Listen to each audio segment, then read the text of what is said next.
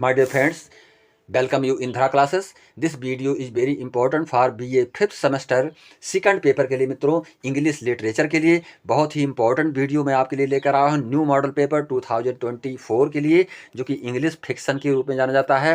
Fiction के रूप में टाइटल्ड आपका सेकंड पेपर होगा मित्रों, जिसका मतलब होता है, फिक्शन का मतलब होता है, पूरी तरह से आप इसको समझ लें, परिकल्पना के रूप में इसको जानते हैं मित्रों।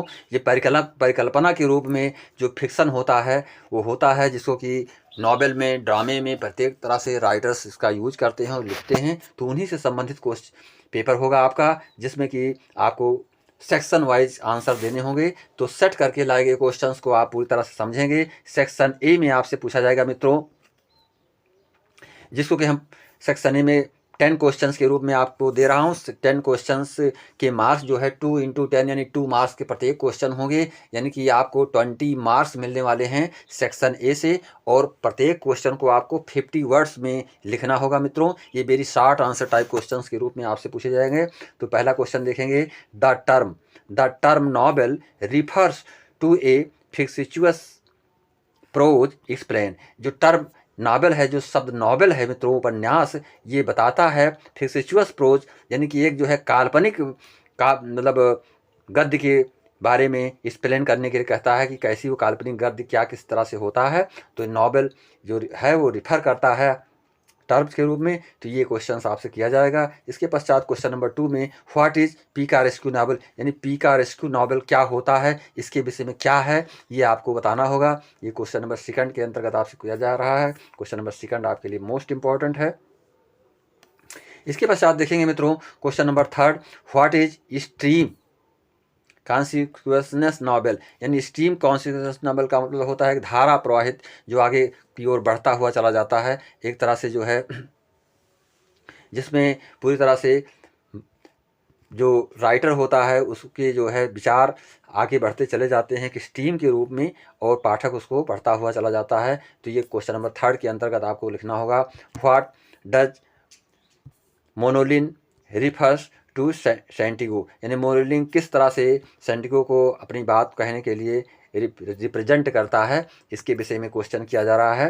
How does Santiago, what does marlin represent to Santiago, यानी कि सेंटिगो को किस प्रकार से क्या रिप्रेजेंट्स करता है मोनलिन। तो ये क्वेश्चन आपसे किया जा रहा है क्वेश्चन नंबर 4 के अंतर्गत। इसके पश्चात में तो क्वेश्चन नंबर 5 में, how does Santiago employed a hero, यानी कि इम्बॉडी ए हीरो, यानी कि सेंटिगो को एक हीरो के रूप में कैसे जाना जाता है। तो ये क्वेश्चन आपसे किया जा रहा है मित्रों। ये मोस्ट इंपॉर्टेंट क्वेश्चन है। Question number 5।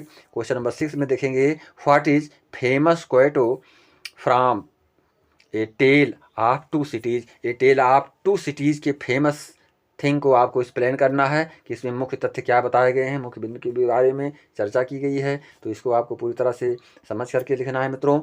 और क्वेश्चन नंबर 7 में आपसे पूछा जा रहा है, what is the famous, question number 7 में, what is the last line in a tale of two cities, यानी in a tale of two cities, tale of two cities में जो है जो लास्ट लाइन है उसमें क्या बताया गया है। What is the last line in a tale of two cities में क्या बताया गया है अंतिम पंक्ति में। तो इसको आपको एक्सप्लेन करना होगा। ये आपके लिए मोस्ट इंपॉर्टेंट क्वेश्चन है। क्वेश्चन नंबर 8 में देखेंगे मित्रों, the first half of the novel,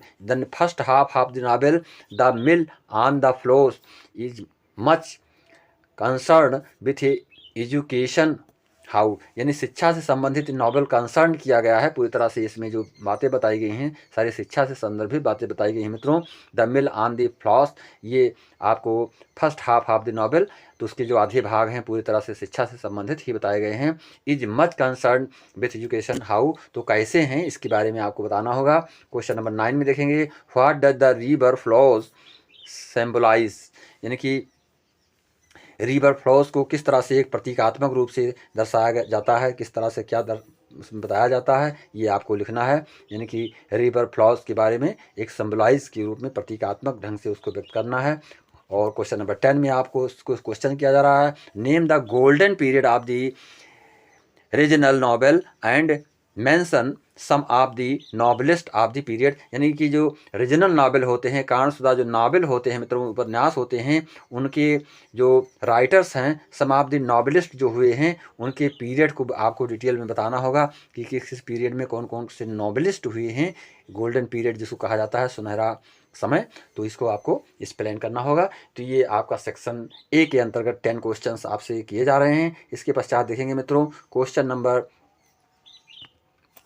section B के जो क्वेश्चंस हैं उसको मैं आपको एक्सप्लेन करने जा रहा हूँ। सेक्शन बी में आपसे 5 क्वेश्चंस किए जाएंगे। प्रत्येक क्वेश्चंस का मार्क्स जो होगा वो 7 मार्क्स होगा, यानी 35 मार्क्स आपको सेक्शन बी से मिलने वाले हैं।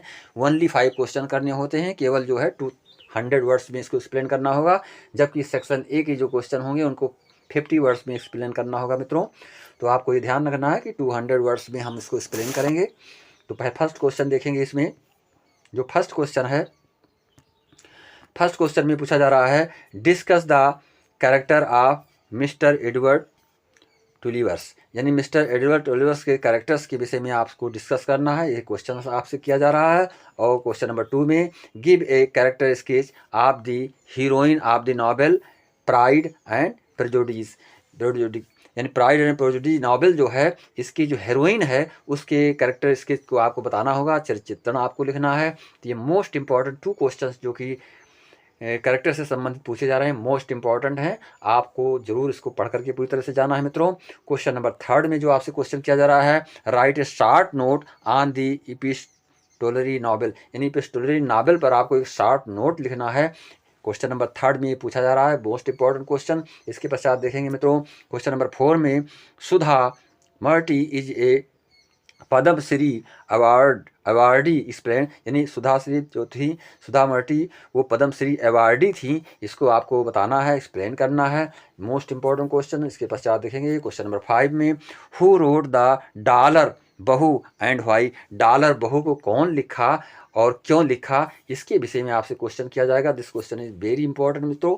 तो पूरी तरह से आपको इसको स्टडी करके, हर तरह से आपको पढ़ करके तभी एग्जाम में अपीयर होना है। अब हम आपको सेक्शन सी की ओर ले चल रहे हैं। सेक्शन सी में आपसे केवल 2 क्वेश्चंस किए जाएंगे और 2 क्वेश्चंस आपको लॉन्ग आंसर टाइप क्वेश्चंस के रूप में करने होंगे मित्रों। प्रत्येक क्वेश्चंस को आपको 500 वर्ड्स में एक्सप्लेन करना होगा और 2 क्वेश्चंस में आपको 20 मार्क्स मिलने वाले हैं। प्रत्येक क्वेश्चंस 10 मार्क्स के होंगे, यानी कि 2 × 10 अर्थात 20 मार्क्स के आपको अंक प्राप्त होंगे सेक्शन सी से, और 35 अंक प्राप्त होंगे आपको सेक्शन बी से मित्रों, और 20 मार्क्स आपको प्राप्त होंगे सेक्शन ए से। तो इस तरह से समझ करके क्वेश्चंस को पूरी तरह से आपको करना होगा।